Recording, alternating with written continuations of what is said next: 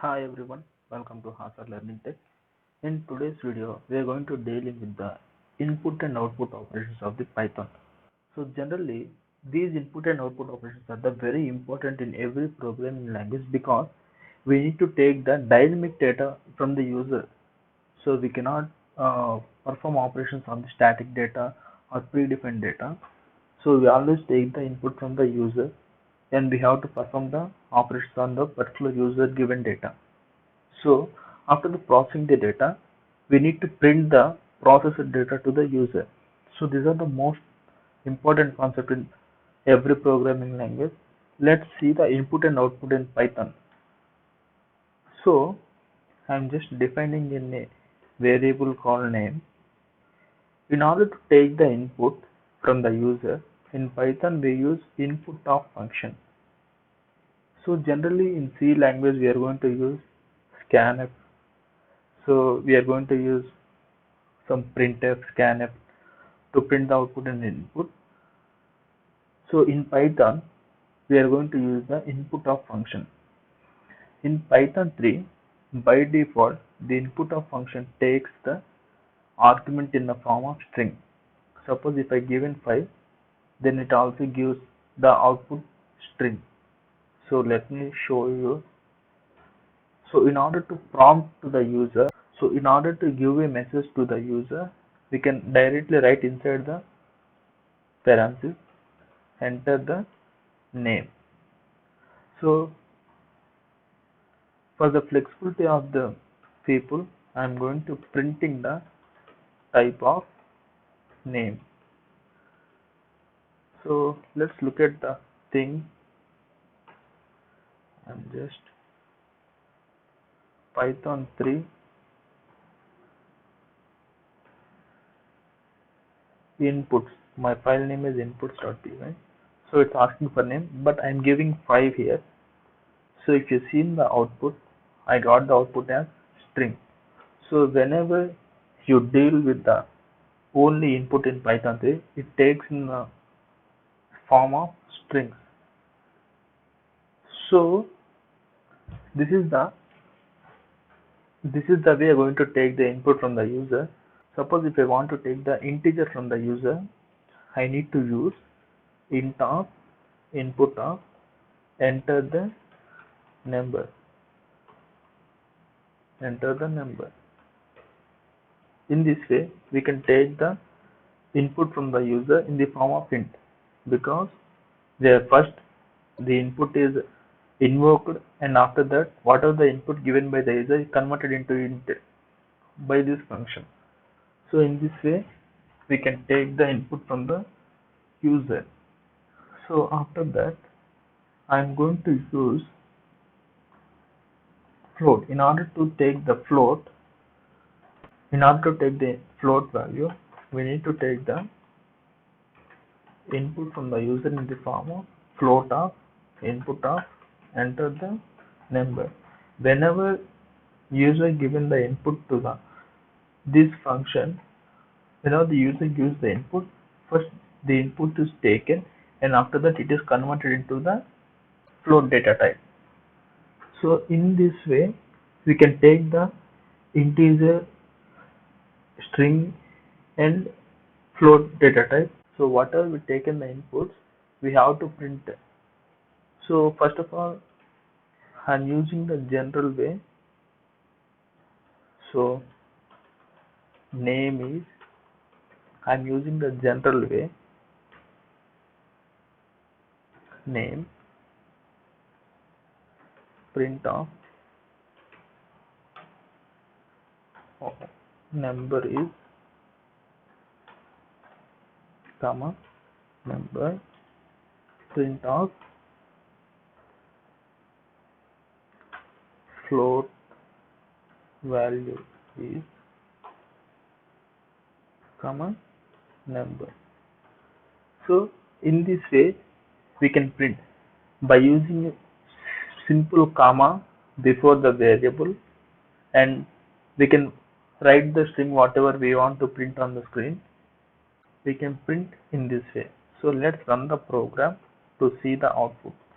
So I'm just running the program. So enter the name Hasa, enter the number 12 and enter the 56. So if you see in here, I got the output like name is Hasa, number is 12, float value is 56.0. So this is the one way to print the outputs. So I am going to show you another three different ways to print the outputs on the screen. I am writing all the stuff in the single line. Number is, I just simply says comma to here. Number, comma, float value is, comma, number.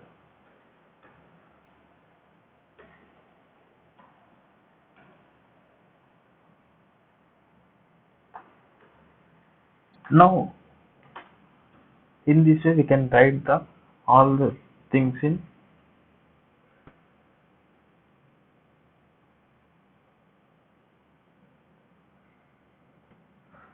this way we can write the print statement in one way. We can specify by using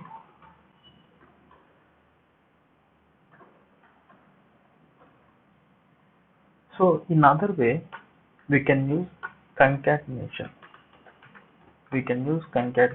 I'm using the concatenation here. Name is name. I want to use plus here. So name is name plus number is.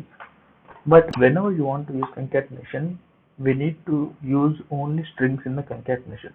That's why I am using string of function to convert the number into string. So I am also using string of number here because I want to convert the float into a string also. So now I did my concatenation. Let's see. Let's print the outputs.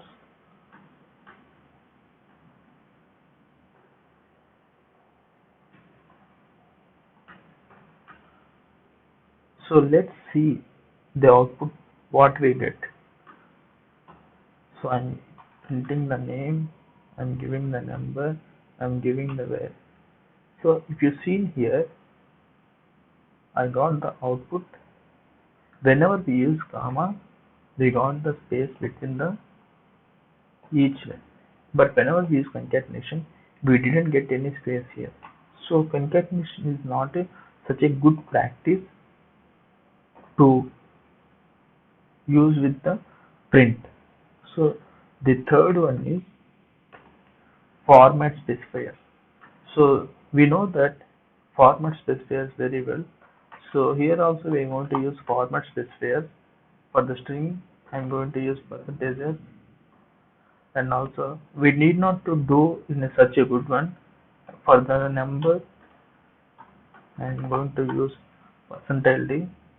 For the float I am going to use percentile F.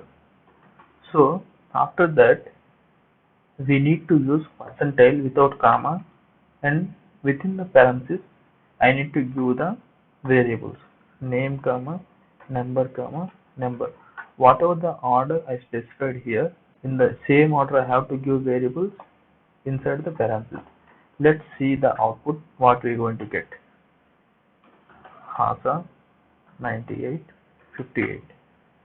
So if you see in here, I got the output. Name is Hasa, number is 98, and if you observe here, whenever I use the percentile F, I got the precision. So this is the other way to print the output. So let's see the another way. I'm going to use name is dot format of function. Number is simply I use open curly braces and close curly braces. Float is simply I'm going to give like this. So I can give here any order, but I need to print properly, so that's why I'm giving only in the whatever the statement I write in the output. Hasa 9858. If you see in here, I got the output, and whenever I use the thing, whenever I use dot format of operator, I got this one. So I'm going to use another method to print the output. So this is the most advanced way of printing the output. So when now I'm going to show you the advanced way of printing the outputs on the screen. So this is called f strings or f literal string. So whenever we want to print, simply I'm going to specify f before starting the double quotes, and after that I'm going to use. This is also similar to dot format of, but there is a small change is within the curly braces. We are going to use the variables. Number, I'm going to use num here, and here I'm going to use the number which is assigned to take the float value. So this is the simplest way to remember. So whenever I run this Hasa 9858, so if you see here, I got the output. Float value is 58, number is 98, name is Hasa. So these are the 5 methods we can use to print the outputs in Python, and these are the methods to take the inputs from the user.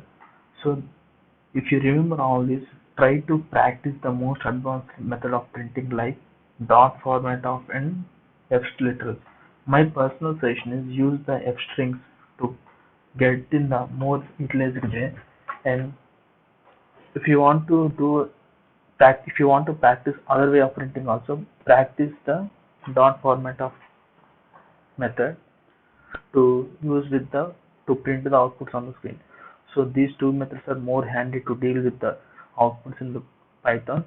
So this is the today's video. So if you really like the video, share with your friends, hit a like on the video, and subscribe my channel, enable the notifications. Thank you so much for visiting Hasa Learning Tech. Thank you.